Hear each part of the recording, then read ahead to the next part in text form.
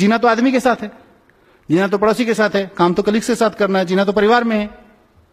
उन पर मेहनत नहीं हुई, और मेहनत नहीं हुई तो रिजल्ट है सामने। आज बंदूकें सिर्फ भारत पाकिस्तान बॉर्डर पे नहीं तनी हुई है, AK-47 घर घर में तनी हुई है, क्योंकि हमने वहां मेहनत नहीं की। और फिर हम कहते हैं इंसान ऐसा होता चला जा रहा है। होगा, बाय डिफॉल्ट होगा, क्योंकि जिस क्लासरूम में हम बच्चे को विनय क्या सिखाते हैं, वो विद्या ददाति विनयम का गीत रटाते हैं, उसी क्लासरूम में खड़े होकर हम बच्चे को कहते हैं कि you are one of the 40 and you have to be one of the best in the 40। आपको इन 40 बच्चों में सबसे पहले आके खड़ा होना है, और हर बच्चे को हम कह रहे हैं, और साथ साथ हम हर बच्चे को सिखा रहे हैं कि विद्या ददाति विनयम विनयादति पात्रता कहां से आएगी। कंट्राडिक्शन है हमारे कंटेंट में और हमारे प्रोसेसेस में। मैं इसलिए कह रहा हूं कि शायद इस फोरम पे रख के मैं इस बात को कह सकता हूं। आज अगर मैं किसी ऐसे स्कूल के सामने खड़े होकर ये बात करना चाहूं जिसके क्लासरूम में, एक क्लासरूम में 100 बच्चे बैठ के पढ़ रहे हैं, जिसके बच्चे अभी टाट पे बैठ के पढ़ रहे हैं, मैं शायद उसको नहीं कह पाऊंगा, क्योंकि उसको पहले मुझे उसकी वो प्रॉब्लम सॉल्व करनी है। पर कम से कम जिस फोरम में आज मैं खड़ा हूं, फॉर्चुनेट हूं मैं इस फोरम के साथ बात रखने के लिए कि मैं इन मुद्दों पे आपसे बात कर पा रहा हूं, कर सकता हूं, और आप शायद उस बात को समझ सकते हैं प्रायोरिटी से।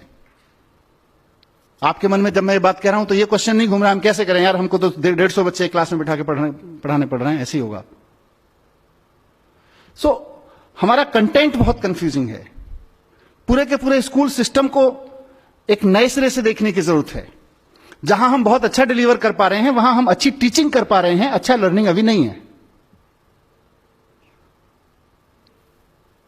लर्निंग नहीं है, उसका प्रमाण है कि किसी भी पढ़े लिखे आदमी के बारे में आप गारंटी नहीं ले पाएंगे कि यह आदमी जब सड़क पे गाड़ी चलाएगा तो ट्रैफिक रूल्स का वायलेशन नहीं करेगा। पढ़ाया तो था आपने, किसी एक एप्रोप्रिएट लेवल पे आके आपने ट्रैफिक रूल्स का चैप्टर पढ़ाया था, हाउ टू ड्राइव सेफ का चैप्टर पढ़ाया था, लेकिन लर्निंग नहीं हुई, सिर्फ टीचिंग हुई। यह उस बात का प्रमाण है। लर्निंग हो गई होती तो जिंदगी भर के लिए हो गई होती। 2+2 जिस वक्त आप लर्न करा देते हैं, 90 साल की उम्र में भी आदमी मरेगा तो 5 नहीं बोलेगा, 4 ही बोलेगा, 3.5 पे भी सहमत नहीं होगा, क्योंकि 2+2 आपने लर्न करा दिया। लेकिन ड्राइविंग के रूल्स, सेफ्टी के रूल्स आप लर्न नहीं कराते, आप टीच करते हैं। There is a basic difference between teaching and learning, और वो हम सोसाइटी में देख पा रहे हैं।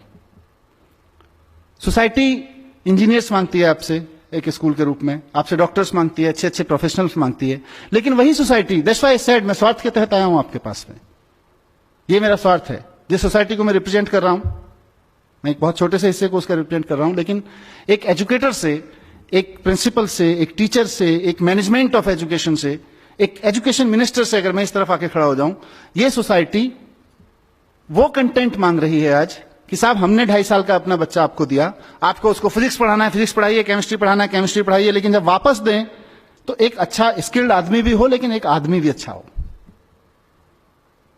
उसमें अभी हम फेल हैं। क्या कर रहे हैं हम लोग? गीता रटा रहे हैं। अंडरलाइन कर लीजिएगा, गीता पढ़ा नहीं रहे, रटा रहे हैं।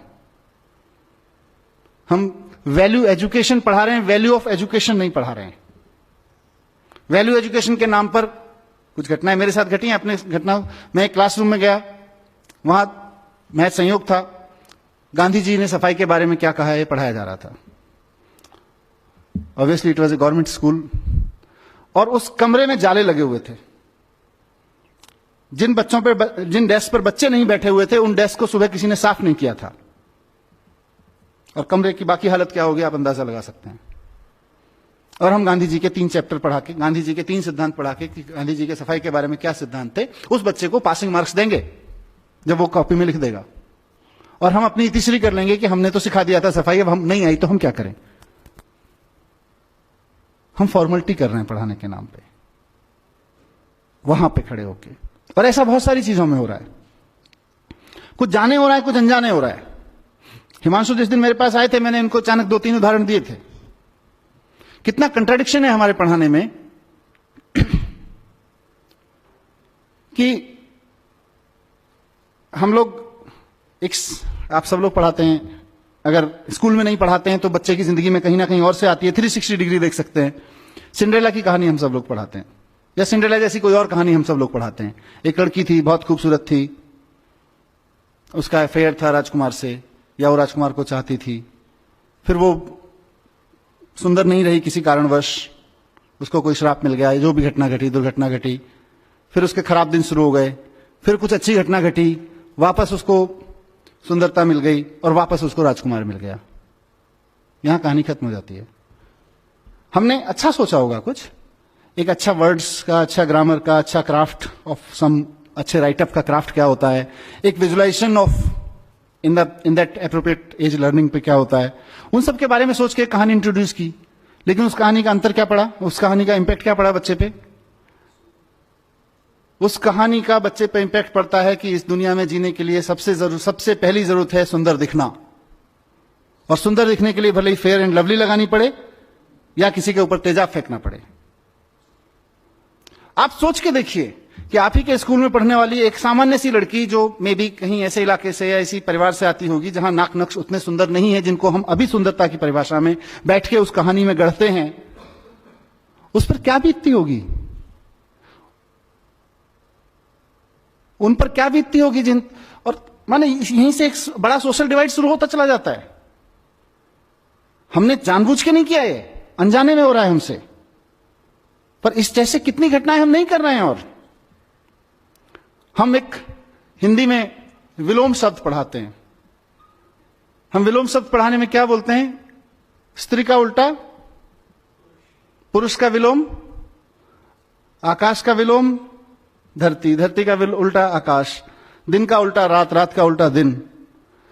मैं इस फोरम से सारे एजुकेटर्स बैठे हुए हैं, पूछना चाहता हूं कि ये तीनों उदाहरण जो मैंने लिए, धरती का उल्टा आकाश, दिन का उल्टा रात, स्त्री का उल्टा पुरुष, ये एक दूसरे के उल्टे हैं या प्रकृति में एक दूसरे के कॉम्प्लीमेंट्री हैं, एक दूसरे को पूर्ण करते हैं, पूरकता में हैं? अगर नेचर के फाइबर में खड़े होकर देखेंगे, तो फैब्रिक में खड़े होकर देखेंगे, तो ये एक दूसरे का ताना बाना है, एक दूसरे को पूरा करते हैं। लेकिन क्योंकि हमको बच्चे को ग्रामर पढ़ानी थी, क्योंकि हमारे पास में शायद विलोम शब्द पढ़ाने के लिए उससे बेटर एग्जाम्पल नहीं था, तो हमने अपने, माफ कीजिएगा मुझे ये कहने के लिए, मूर्खताओं के चलते कुछ उदाहरण बच्चों के सामने रख दिए और वो जिंदगी भर उसके माइंड में लॉक हो गए। नौकर का उल्टा मालिक, मालिक का उल्टा नौकर। अब जिंदगी भर मालिक और नौकर उल्टे बने रहेंगे। आप ब्यूटी देखिए कि मालिक और नौकर तो एक दूसरे के कॉम्प्लीमेंट्री हैं उस सिस्टम में, पर क्या आपके स्कूल में, मेरे स्कूल्स में, मैं एजुकेशन मिनिस्टर हूं, आज मैं खुद जिम्मेदारी के साथ ये बात करना चाहता हूं आपके साथ। दैट्स व्हाई आई सेड कि I am not here just for this lecture. मेरे अंदर कुछ दुख है बहुत सारी चीजों को लेकर, कुछ पीड़ा है, दुख का मतलब पीड़ा है। उस पीड़ा का समाधान शायद हम और आप दोनों मिलकर निकाल सकते हैं, इसलिए मैं आपके पास आया हूं। मैं सिर्फ यहां हिमांशु भाई या डिंगरा साहब के कहने पे एक आधा घंटे आपसे बात करके लेक्चर देके जाने के लिए नहीं आया हूं। मैं शायद एक नई शुरुआत करने के लिए आया हूं इस देश के पैन इंडिया फैले हुए एजुकेटर्स के साथ में। क्या हमारे स्कूल्स में कहीं कॉम्प्लीमेंट्री को समझने का कोई चैप्टर है, ताकि बच्चा ये जान सके कि ये तो सब एक दूसरे का कॉम्प्लीमेंट्री है? How beautiful. अगर मेरे मन में ये भावना आ जाए कि मैं जिस कंपनी में काम करता हूं, मैं नौकरी करता हूं, तो मेरा मालिक मेरे कॉम्प्लीमेंट्री है, और मालिक के मन में, और मैं किसी कंपनी का मालिक हूं, तो मेरे मन में यह भाव आ जाए कि ये जो नौकर है, नौकर मीन्स सामान्य शब्द में यूज कर रहा हूं, एम्प्लॉय है, ये मेरा कॉम्प्लीमेंट, ये मुझे कॉम्प्लीमेंट करता है, इसके बिना मेरे कंपनी का अस्तित्व नहीं है, मेरे बिना मालिक का अस्तित्व नहीं है। मेरे अंदर एक नई तरह का कॉन्फिडेंस आएगा, एक अलग तरह की एरोगेंस खत्म हो जाएगी, इंटरपर्सनल बिहेवियर चेंज हो जाएंगे, स्त्री और पुरुष के बिहेवियर चेंज हो जाएंगे। जिंदगी भर उल्टा लगा रहता है। उसके बाद जब पत्रकार बनता है, सबसे पहले 12th का रिजल्ट आने के बाद लिखता है लड़कियों ने बाजी मारी। अरे कंपटीशन कराया था क्या लड़के और लड़कियों के बीच में? हम एक अनवांटेड एनिमिटी पैदा कर रहे हैं। कुछ कॉम्प्लीमेंट्री सेंसेस हैं समाज में, सब पूरकता में चल रहा है। प्रकृति में तो बहुत कुछ इतना कॉम्प्लीमेंट्री है एक दूसरे का। मैं इसीलिए कहा कि एक पेरेंट के रूप में मैं देखता हूं। मैं अपने बच्चे के साथ एक दिन मार्केट में जा रहा था। हिमांशु टाइम है थोड़ा सा 10 मिनट। मैं अपने बच्चे के साथ जा रहा था और उसको कहीं, मैं किसी स्कूल को ब्लेम नहीं करता, पर कहीं से आया कि ये सड़क पे बैठे हुए लोग तो I mean they are disgusting. उसने मुझे कुछ ऐसा, he was 6 years old that time, तो he said something, I mean not nasty but something negative about it. मुझे लगा ये क्या हो रहा है। वो किनारे भुट्टा वाला बैठा हुआ था और उसने उसके बारे में कुछ कहा कि ये तो सब एंक्रोच करके बैठ जाते हैं टाइप का कुछ बोला। ठीक है, I am not supporting encroachment, but उस बंदे के प्रति अगर मेरे बेटे के मन में हीन भावना है क्योंकि हम कॉम्प्लीमेंट्री सेंस पे बात नहीं कर रहे हैं। मैंने अपने बेटे से थोड़ी सी एक्सरसाइज की, मैंने उससे पूछा बेटा भुट्टा खाते हो? हाँ जी। कब कब खाते हो? Whenever. Whenever means on what frequency? Almost twice thrice a week, sometimes daily also. भुट्टा कहां से मिलता है? फॉर्चुनेटली मैं दिल्ली से 50 किलोमीटर दूर मेरा गांव है, जहां मेरे परिवार के खेत हैं, वहां पे भुट्टा भी होता है। उसको ये पता था भुट्टा तो गांव से मिलता है। तो कब जाते हो गांव? 2-3 महीने में एक बार जाते हैं। तो अगर गांव से ही भुट्टा खाना पड़े तो कितना समय लगेगा भुट्टा मिलने में? कितनी बार भुट्टा खा सकते हो एक साल में? 1 बार, ज्यादा से ज्यादा 2 बार। लेकिन दिन में अगर हफ्ते में 2 बार खा लेते हो तो किसकी वजह से खा लेते हो? ये तो भुट्टे वाले भैया की वजह से खा लेते हैं। इंपॉर्टेंट है ये रिलेशनशिप पहचानना, ये रिलेशनशिप पहचानना इंपॉर्टेंट है। नेचर के, ये तो व्यक्तियों के साथ हमने रिलेशनशिप पहचान, कितना कॉम्प्लीमेंट्री फैब्रिक है, इसको हमने बात नहीं करते हैं। और हमारे पास कोई उदाहरण नहीं है, कोई चैप्टर्स नहीं है, कोई थ्योरीज नहीं है इस सबको बात करने की। नेचर के साथ ताने बाने को पहचानने की थ्योरीज नहीं है। आज हम बड़े शान से कहते हैं पेट्रोल की कीमत 50 रुपए लीटर, 60 रुपए लीटर। ये पेट्रोल कहां से आता है? ये ऐसी चीजें हैं जो मैंने की हैं, बच्चों के साथ डिस्कशंस किए हैं, जिनका जिक्र हिमांशु कर रहे हैं। मैं बच्चों के साथ जाता हूं तो इन सब पे बात करता हूं। पेट्रोल की कीमत 50 रुपए लीटर। पेट्रोल कहां से आता है? आपने रटा रखा है ठीक से, वहां गल्फ कंट्रीज में कुएं हैं, असम में कुएं हैं, वहां कुएं हैं, वहां से निकल के आता है। उसमें कितना जाता है 50 रुपए में से? कुछ नहीं जाता। फिर ये 50 रुपए किस लिए है? इसका तो पता नहीं। तो क्या कर रहे हैं हम? बस हम उसको रटा रहे हैं, 50 रुपए की में पेट्रोल आ जाता है, और उसके बाद जितना बड़े बाप का बेटा उतना पेट्रोल फूंकने का अधिकारी। फर्क नहीं पड़ता है क्या फर्क पड़ रहा है, कितना पेट्रोल फूंक रहे हैं। मेरे पिताजी ने रिश्वत लेके पैसे कमा लिए, उसके बाद मैं कितना ही पेट्रोल फूंक सकता हूं। लेकिन अगर उस एज में हमने बच्चे को यह सिखा दिया कि इस धरती के सारे इंसानों की हैसियत नहीं है मिलके कि पेट्रोल की एक बूंद बना सकें। धरती के अंदर कई हजार साल की केमिकल, सोशल, अलग अलग तरह की प्रोसेसेस के बाद में एक पेट्रोल की बूंद तैयार होती है। उसको धरती से निकाल के मेरी गाड़ी तक लाने में, रिफाइन करने में कुछ लोग लगते हैं, उनका घर चल सके इसके लिए मैं 50 रुपए देता हूं। ऐसा ही है ना? तो उसको अचानक अपने 50 रुपए की कीमत भी समझ में आ जाएगी, कहां जा रहा है ये भी समझ में आ जाएगा, और पेट्रोल भी समझ में आ जाएगा। लेकिन हम नेचुरल वे में जैसा है वैसे के तरीके से बात नहीं कर पा रहे हैं अपने क्लासरूम्स में। ये मेरी एक पीड़ा है जो मैं आपके सामने रखना चाहता था, जो मैं चाहता हूं कि हम सब इस पे ध्यान दें। बहुत सारे ऐसे काम हम कर रहे हैं। एक और उदाहरण मेरे मन में आता है, मैंने अपने बच्चे की किताब से देखा, उसके बच्चे की किताब में किसी जगह आया एक शब्द था जेंटलमैन। अब जेंटलमैन के ऊपर एक तस्वीर बना दी गई, अर्ली चाइल्डहुड एज, बहुत ही सूटेड बुटेड सा आदमी, एकदम ऐसे खड़ा हुआ, बैग लेके, टाई लगा के। अब क्या हो गया? उस बच्चे को समझ में आ गया कि जेंटलमैन तो ऐसा होता है, क्योंकि जिस एज में आप उसको ये जेंटलमैन सिखाने की कोशिश कर रहे हैं उसमें उसकी पिक्चोरियल अंडरस्टैंडिंग ज्यादा है, लर्निंग लेवल थ्रू पिक्चर्स ज्यादा है, पर वो उतना नहीं सीख रहा है जितना आप सिखाने की कोशिश कर रहे हैं। वो 360 डिग्री सीख रहा है, और ये हमको स्वीकार नहीं है कि बच्चा 360 डिग्री सीख सकता है। हमको लग रहा है बच्चा तो उतना ही सीखेगा जितना हम सिखाएंगे जी फॉर जेंटलमैन। लेकिन बच्चा तो उस पिक्चर को देख के एक इमेज बना रहा है और जिंदगी भर के लिए कैद करके रख रहा है। उसके बाद उस बच्चे का फादर अगर किसान है, जिंदगी भर अपने पापा को किसान नहीं मान सकता, जेंटलमैन नहीं मान सकता है। अगर उस बच्चे के पापा कोई ऐसा काम करते हैं जो सूट टाई वाई लगाने का काम नहीं है, जिसमें प्रोफेशन में, जिंदगी भर नहीं मान सकता है। और मैं यहीं की बात कर लेता हूं, हमने सबने वो पढ़ा हुआ है। यहीं मैं 4 लोग खड़े कर देता हूं और आपसे उस कोने में खड़े होकर बात करता हूं कि वो जो फलाने सज्जन खड़े हैं ना, कौन से वाले, the yellow shirt, no, the gentleman kind of person. हम किसको मार्क करेंगे आप बता दीजिए अगर एक आदमी टाई वाला हुआ तो? हम इस कमरे में बैठे हुए लोग, पढ़ने वाले नहीं, पढ़ाने वाले लोग, क्या हमारे माइंड में तुरंत क्लिक नहीं कर जाएगा कि हम किसके बारे में बात कर रहे हैं?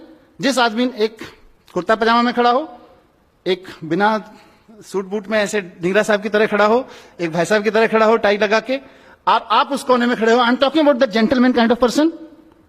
And believe me, how many of them in this room will not accept, will not point out exactly the person I am talking about. So, ये क्या कर रहे हैं हम? कहां से आए हमारे अंदर? हमको भी किसी ने जेंटलमैन की पिक्चर दिखा दी होगी किसी समय, नोइंगली और अननोइंगली। सो मैं आप सब लोगों का ध्यान इस तरफ दिलाना चाहता हूं कि हमारे पास जो बच्चा आ रहा है वो 360 डिग्री सीख रहा है। आज से 50 साल पहले पढ़ाने का तरीका आपका जो भी था वो बहुत अच्छा था, क्योंकि बच्चे के पास में इंफॉर्मेशन का सिर्फ दो ही जरिया थे, स्कूल और पेरेंट्स। अनफॉर्चुनेटली पेरेंट्स के पास में इंफॉर्मेशन बहुत कम होती थी as compare to school and teacher. Teacher का इंफॉर्मेशन का, नॉलेज का लेवल कहीं ज्यादा हाई होता था, पेरेंट्स का comparatively and generally, specific cases की मैं बात नहीं कर रहा, कम होता था। उस वक्त आपने जो डिजाइन किया एजुकेशन का सिस्टम बहुत अच्छा था। आज की तारीख में बच्चे के हाथ में मोबाइल है, वो बच्चा अपने पेरेंट्स से ज्यादा जानता है, आप अपनी तो छोड़ दीजिए। वो दुनिया के इतने लोगों से अपने फोन पे बैठ के बात कर सकता है, इतने लोगों से कॉम्पीट कर सकता है, किस किस तरह के कंपटीशन में हिस्सा ले सकता है, आप अज्यूम नहीं कर पाएंगे। हम उस बच्चे को पढ़ा रहे हैं। आज हम उस बच्चे को नहीं पढ़ा रहे जिसका इंफॉर्मेशन के लेवल पे सिर्फ दो ही सोर्स थे और क्रेडिबिलिटी के नाम पर एक ही सोर्स था, टीचर। मदर फादर कभी भी किसी बच्चे के लिए क्रेडिबल सोर्स ऑफ इंफॉर्मेशन नहीं हुए थे, आज भी नहीं है। लेकिन अनफॉर्चुनेटली और फॉर्चुनेटली टेक्नोलॉजी यहां पहुंच गई है कि उस बच्चे के पास इतने सोर्स ऑफ इंफॉर्मेशन है कि टीचर्स के सारे कलेक्टिव सोर्स ऑफ इंफॉर्मेशन कम पड़ गए। स्कूल का हमारे सारे कैरिकुलम कम पड़ गया है उसके सामने। We have to shape up a mind which is being affected, which is being, let me use this word, which is being attacked day and night through every corner. 100 TV channels, 5,000 games, websites, game sites, and peer pressures. All these things are attacking the mind each and every minute. Party में भी जाता है तो वहां एक peer pressure होता है, अब हमको उसको हैंडल करना है। वो बच्चा हमारे पास में 4 घंटे के लिए आ रहा है, 5 घंटे के लिए आ रहा है। So we have to shape up our education content and system and processes in a way so that we can make ourselves capable of handling that child. Sorry to say, we have not prepared. हम पुराने ढोल पीट रहे हैं अभी, पुराने तौर तरीकों से उस बच्चे को हैंडल करने की कोशिश कर रहे हैं कि क्लासरूम होगा, ओबीडियंट माने जो बच्चा क्लास में कम बोलेगा, ज्यादा बोलेगा तो ओबीडियंट नहीं हुआ, जिस क्लासरूम में कम शोर मचेगा वो ज्यादा ओबीडियंट क्लास होगी। ऐसा ही हम लोग डिफाइन करके रखते हैं। Keep quiet is the definition of being obedient. तो ये हमारे पुराने तरीके किसी समय अच्छे रहे होंगे जब इवॉल्व हुए, आज नहीं है। आज उसको बोलने नहीं देंगे, वो बाहर निकलते ही क्या बोलेगा आपको अंदाजा भी नहीं हो सकता है। और इसी का नतीजा है कि एक नई जनरेशन हमारी क्रिटिकल पैदा नहीं हो रही है। क्यों मैं ये बात कर रहा हूं? मेरे को कोई शौक नहीं है पढ़ाने का। मैंने कहा मैं तो एजुकेशनिस्ट नहीं हूं और मेरा एजुकेशन प्रोफेशन भी नहीं था। मैं तो संयोग से इस फील्ड में आ गया और आज मैं यहां खड़ा हुआ हूं। क्यों मैं कर रहा हूं इसकी बात? क्यों एज ए लीडर मेरी जरूरत महसूस हो रही है मुझको कि हमें एजुकेशन के कंटेंट पे क्लासरूम को एक आंदोलन में बदलने की जरूरत है। साथियों, आपके पास 40 बच्चे, 50 बच्चे, 30 बच्चे आपके क्लासरूम में बैठे हुए हैं और वो आंदोलन की सबसे बढ़िया, सबसे फर्टाइल ग्राउंड है। किस चीज के खिलाफ आंदोलन?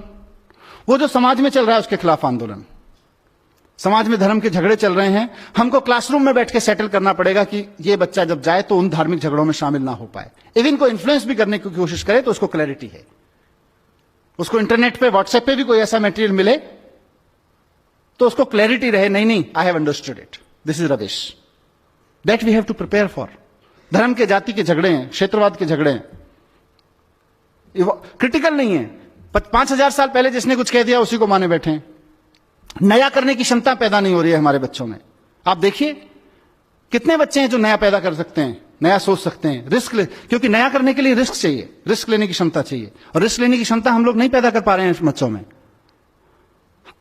क्योंकि हम जब पैदा कर पाएंगे तो हमारी क्लास में पढ़ने वाले 40 बच्चों में से कम 38 के बीच होनी चाहिए।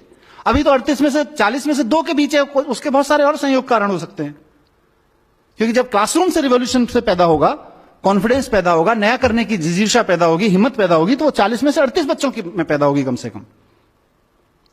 और उसका नतीजा क्या हो रहा है? एक नेशन जो अपने आप में कॉन्फिडेंट नहीं है, एक सोसाइटी जो अपने आप में अपने थॉट्स पे कॉन्फिडेंट नहीं है, अपने थॉट्स के प्रति क्रिटिकल, अपनी कन्वेंशंस के प्रति क्रिटिकल नहीं है, कुछ नया करने की हिम्मत नहीं जुटा पा रही है। 1500 साल पहले आर्यभट्ट ने कहा था शून्य है, शून्य की खोज की उसने किया, और हमने 1500 साल क्या किया? हमने 1500 साल गाना गाया, जब जीरो दिया मेरे भारत ने दुनिया को तब गिनती आई। हमने गाना गाया, और उसी शून्य का 1500 साल पहले जिस हिंदुस्तान ने शून्य का आविष्कार किया, उसी शून्य का इस्तेमाल अमेरिका और यूरोप के साइंटिस्ट ने करके पूरा साइबर वर्ल्ड उस शून्य में खड़ा कर दिया। हम गाना गाते रह गए, जब जीरो दिया मेरे भारत ने दुनिया को तब गिनती आई। उन्होंने साइबर वर्ल्ड खड़ा कर दिया। आज वो ट्विटर चलाते हैं, फेसबुक चलाते हैं, गूगल चलाते हैं, यूट्यूब चलाते हैं। हम अपने लड़के लड़कियां नौकरी करने भेजते हैं उनके यहां पे, और हम कहते हैं कि हम तो बहुत महान देश थे पहले से। हम अच्छा हमने किया है, काफी कुछ किया है। ऐसा नहीं है कि एजुकेशन में कुछ नहीं हुआ। मैं with due respect to every educator मैं कहना चाहता हूं कि एजुकेशन की आज तक की बहुत अचीवमेंट हैं। आज मैं अगर आपके सामने खड़ा होकर इस मंच से बोल पा रहा हूं और आप में से कोई इस बात को लेकर क्वेश्चन नहीं कर रहा है कि ये जो आदमी इतनी बड़ी बड़ी बातें यहां कर रहा है इसका धर्म और जाति क्या है, वो एजुकेशन की अचीवमेंट है आज हमारे यहां। आज आपके सामने कोई आदमी इंटरनेट यूज करता है और आपके मन में कभी भी यह सवाल नहीं उठता, मतलब आपके माने समाज के मन में, समाज में किसी के मन में यह सवाल नहीं उठता है कि इंटरनेट यूज करने वाले की जाति क्या है, जरा पूछ के तो देख लें। इस जाति के लोगों की हिम्मत कैसे हुई इंटरनेट यूज करने की? आज ये क्वेश्चन नहीं बचा है समाज में, वो एजुकेशन की वजह से है। 500 साल पहले गुलाम खरीदना और रखना या गुलाम की तरह बिकना समाज की स्वीकृति में था। आज कोई भी व्यक्ति इस बात को स्वीकार करने को तैयार नहीं है अपने सामने किसी गुलाम को बिकते हुए देखकर। खुद के लिए गुलाम होकर बिकना या खुद के लिए गुलाम खरीदना तो अलग छोड़ दीजिए, ये एजुकेशन की अचीवमेंट है। लेकिन जहां नहीं पहुंचे वहां का चर्चा करना जरूरी है। जो छूट गया एजुकेशन से वो बहुत क्रिटिकल है और वो बहुत स्लो है। इसीलिए मैंने कहा हम अतीत के गुणगान में बहुत लग गए हैं। हिंदुस्तान की सबसे बड़ी प्रॉब्लम यही है कि हम अतीत का गुणगान बहुत करते हैं। हमारे यहां आर्यभट्ट हुए थे, अरे सर जी आर्यभट्ट हुए थे, उसके बाद हमने क्या किया? आर्यभट्ट तो होके चले गए। मुझे कई बार लगता है कि अगर आइंस्टाइन हिंदुस्तान में पैदा हुए थे तो हिमालय में एक मंदिर बना देते हम लोग उसका, और समझा रहे होते अपने बच्चों को 14 कोस की परिक्रमा है, सीधे चले जाओगे, पेट के बल लेट के जाओगे तो जल्दी साइंस समझ में आ जाएगी। पैदल जाओगे तो इतने दिन लगेंगे साइंस समझने में, हेलीकॉप्टर से चले गए तो इतने दिन लगेंगे साइंस समझने में। मैं किसी धर्म और किसी मान्यता का अपमान नहीं करना चाहता हूं, उनकी सबकी एक साइंस है। हमने अपनी साइंस के चक्कर में वो साइंस भी खो गई। हम सिर्फ 40 रट रहे हैं, आइंस्टाइन 40, आर्यभट्ट 40, और हम 40 का देश बन गए हैं। हम नया सोचने की क्षमता खत्म कर दी है। तो मैं इस सभा के माध्यम से, जैसा मैंने शुरू में कहा कि एक बहुत बड़ा स्वार्थ मुझे यहां पे खींच के लाया है, और मेरा वो स्वार्थ है साथियों, मेरा एक सपना है कि इस देश की पॉलिटिक्स में एजुकेशन एक बड़ा मुद्दा बने। इस देश की सोच में एजुकेशन एक बड़ा मुद्दा बने। मैं एक ऐसे दिन का सपना देख रहा हूं कि हमने बड़े बड़े तरह के इलेक्शन देखे हैं। हम आ गए तो गरीबी हटा देंगे, हम हटा गए तो हिंदुओं को राज दे देंगे, हम आ गए तो मुसलमानों को राज दे देंगे, हम आ गए तो सिख इनका ये कर देंगे, उनका ये कर देंगे। हमने अलग अलग तरीके के अलग अलग रीजनल विज़ावी नेशनल इलेक्शंस में अलग अलग मुद्दे देखे हैं। मैं चाहता हूं कि इस देश में इस बात पर डिबेट हो और पॉलिटिकल पार्टीज आके खड़ी हों और कहें कि अगर हम आ गए तो हम एजुकेशन को यहां लाके खड़ा करेंगे, उस पर इलेक्शन लड़े जाएं। गलत सपना तो नहीं देख रहा जी? इस सपने को मैं अकेला नहीं सच कर सकता, इस सपने को मैं आप जैसे लोगों के साथ मिलकर सच कर सकता हूं। इस सपने को सच करने के लिए मुझे क्या मतलब, हमें एज ए नेशन हम लोगों को एक बहुत बड़ी डिबेट की जरूरत पड़ेगी, बहुत बड़े डिस्कोर्स की जरूरत पड़ेगी। जो अलग अलग डिस्कोर्सेज में उलझे हुए लोग हैं, फंसे हुए लोग हैं, उनको सबको लाके इस प्लेटफॉर्म पे, इस पैराडाइम पे लाके खड़ा करने की जरूरत पड़ेगी। आइए बाद में बात कर लेंगे तुम्हारे धर्म के झगड़ों के बारे में, आइए पहले एजुकेशन के बारे में बात करते हैं। बाद में बात कर लेंगे तुम्हारे फालतू के झगड़ों के बारे में, आइए पहले एजुकेशन के बारे में। एजुकेशन के कंटेंट से लेके उसके पर्पस तक पे बात करनी पड़ेगी। उस सब के लिए एक बड़े एजुकेशन रेवोल्यूशन, एक बड़े एजुकेशन के आंदोलन की जरूरत है, जो क्लासरूम में भी चलेगा। क्योंकि सबसे बढ़िया चीज इसमें यह है कि आपके पास में जंतर मंतर सजा हुआ है।